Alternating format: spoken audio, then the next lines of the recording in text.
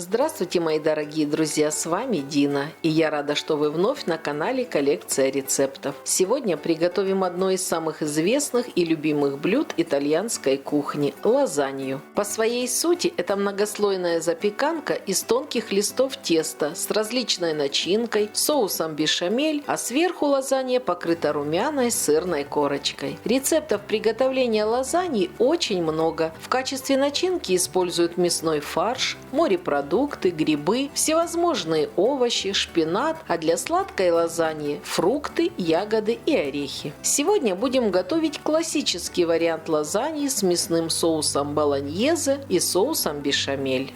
Для ее приготовления нам понадобится 500 граммов листов лазаньи, 400 граммов сыра пармезан, для соуса болоньезе 1 килограмм фарша, 700 граммов томатного пюре, 200 миллилитров красного сухого вина, 2 луковицы, 2 моркови, 2 стебля сельдерея, 30 граммов оливкового масла, 1 чайная ложка сухого орегано, пол чайной ложки сухого базилика, 4 зубка чеснока, соль и перец. Для соуса бешамель 1,5 литра молока или сливок, 150 граммов муки, 150 граммов сливочного масла, мускатный орех, соль и перец.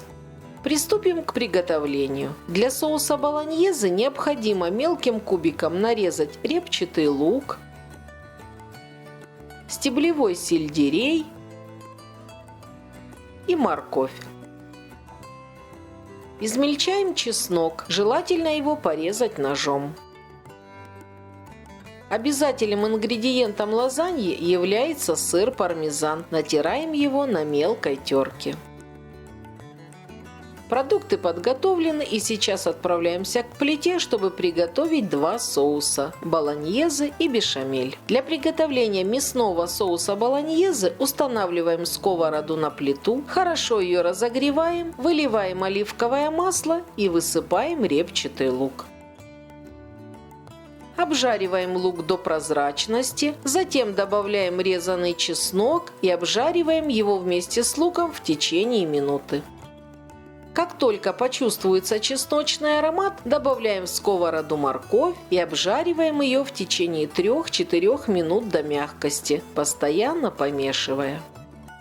Затем высыпаем нарезанный сельдерей и даем овощам обжариться еще пару минут.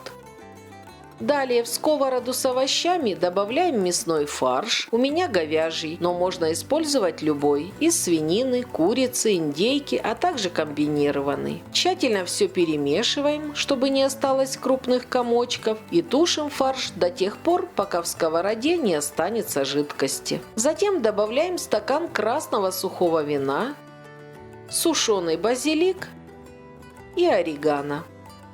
Все хорошо перемешиваем и тушим фарш до тех пор, пока вино не выпарится. Вино для этого соуса можно использовать как красное сухое, так и белое. Как только в сковороде не останется жидкости, добавляем в фарш томатное пюре, соль и перец по вкусу. Все хорошо перемешиваем. В качестве томатного пюре можно использовать измельченные свежие томаты, консервированные, томатный соус или разведенную водой томатную пасту.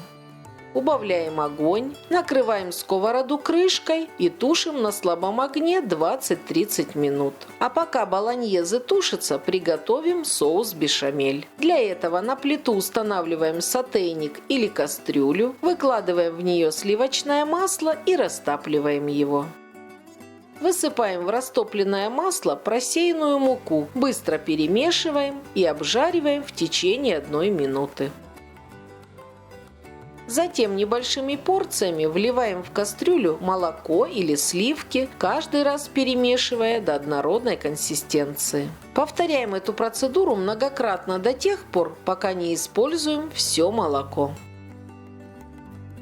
Добавляем по вкусу мускатный орех, соль и черный молотый перец.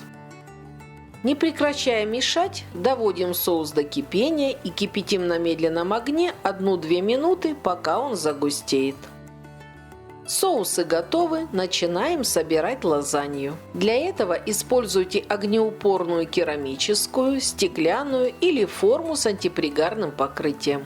На дно формы наливаем соус бешамель, равномерно его распределяем и выкладываем листы лазаньи. Для лазаньи тесто можно приготовить самостоятельно, но я воспользуюсь готовыми листами. Внимательно читайте на упаковке инструкцию по их применению. В моем случае предварительное отваривание не требуется. Поверх теста выкладываем мясной соус болоньезе и равномерно его распределяем. Количество слоев теста в лазаньи бывает разное. У меня получится 5-слойная. Учитывайте это, когда раскладываете начинку.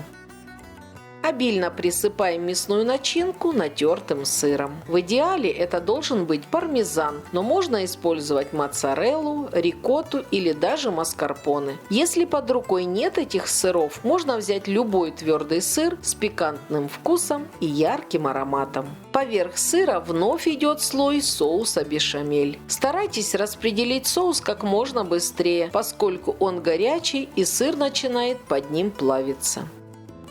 Как вы заметили, листы лазаньи находятся между двумя сочными соусами. Во время приготовления они прекрасно пропитываются, поэтому им не требуется предварительное отваривание. Собираем лазанью по той же схеме. Соус бешамель, листы лазаньи, соус болоньезе и сыр. Как я уже сказала, таких слоев может быть сколько угодно. Но последним слоем выкладываем листы лазаньи, обильно смазываем их соусом и снова засыпаем пармезаном. Это необходимо для того, чтобы во время запекания в духовке лазанья приобрела румяную хрустящую корочку.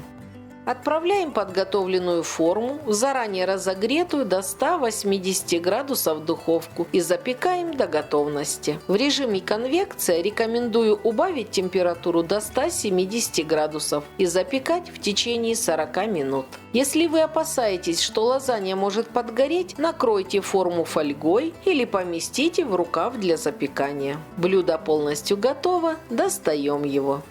Аромат на кухне такой, что удержаться невозможно. Но горячая лазанья плохо нарезается на порции. Ей надо дать отдохнуть минут 15-20 и можно подавать к столу. Лазанья получается слоистая, ароматная, с золотистой сырной корочкой, с мягким и нежным тестом, пропитанным вкусным сливочным и мясным соусом. Аромат вина, прованских трав и пармезана создают неповторимый букет, присущий этому национальному блюду. А чтобы прикоснуться к традициям средиземноморской кухни, не обязательно ехать в Италию, ведь можно и в домашних условиях приготовить лазанью, один из символов итальянской кухни, не менее значимый, чем паста и пицца. Желаю всем приятного аппетита! Если вам понравился этот рецепт, ставьте пальчик вверх, поделитесь им с друзьями и оставьте свой комментарий. Подписывайтесь на мой YouTube-канал «Коллекция рецептов» и нажмите на колокольчик, чтобы получать оповещения о выходе новых видео. У меня на канале есть и другие не менее интересные рецепты. Все ссылки на экране и в описании. С вами была Дина. До новых встреч, до новых вкусных рецептов.